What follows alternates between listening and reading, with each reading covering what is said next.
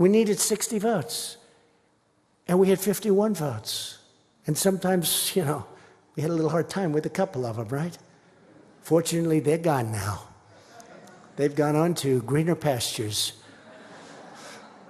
or perhaps far less green pastures, but they're gone. They're gone, Bill. Very happy they're gone.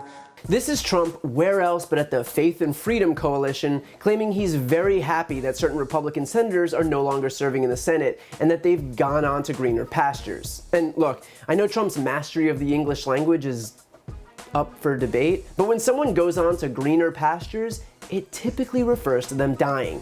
And the only senator then who has gone on to greener pastures, who served in the beginning of Trump's term but is no longer there, is John McCain. And yes, in fairness, he could have been speaking about other Republican senators who were critical of him who are no longer serving, like Bob Corker and Jeff Flake. But earlier in his remarks, Trump specifically alluded to one vote in particular, the 2017 vote against the skinny repeal of Obamacare. He said, "I'm keeping Obamacare alive because I felt I should do that. We had a chance to terminate it and a gentleman voted against it after campaigning for many years to repeal and replace.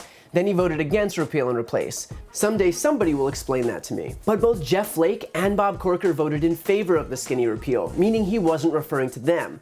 Only two other Republicans voted with McCain against skinny repeal, which were Susan Collins and Lisa Murkowski, both of whom are still in the Senate. In other words, if when he spoke about needing 51 votes, he was referring to the skinny repeal, which he alluded to only moments earlier, then he was clearly referring to John McCain. And this has been a recurring theme for Trump, who has not stopped attacking the guy since he died 10 months ago. I wonder when all of those flag-waving, never kneel during the anthem, military-loving patriots on the right are going to condemn Trump for attacking a dead Republican senator and prisoner of war. Or if their love for the military is nothing more than platitudes, and when they're forced to actually take an uncomfortable stance, it's suddenly all crickets from the party of patriots. And not that facts count for anything in this administration, but his attack on McCain here wasn't even well-founded. He claims that McCain campaigns on repeal and replace, but the vote he's bent out of shape about, the skinny repeal vote, was explicitly not a vote to repeal and replace. It was a vote to repeal. That's it. There was no actual replacement put forward. Skinny repeal was literally just some desperate move thrown together by Republicans to kneecap Obamacare. Republicans voted on it before it was even properly analyzed by the nonpartisan Congressional Budget Office for its impact on the economy. And we're talking about something that takes up a fifth of our entire economy. The CBO was able to at least estimate its impact before the vote and found that it would leave 16 million fewer people insured over the next decade, would raise premiums by about 20%, and was opposed by doctors, medical organizations, and insurance groups around the country who warned that it would completely destabilize the healthcare system.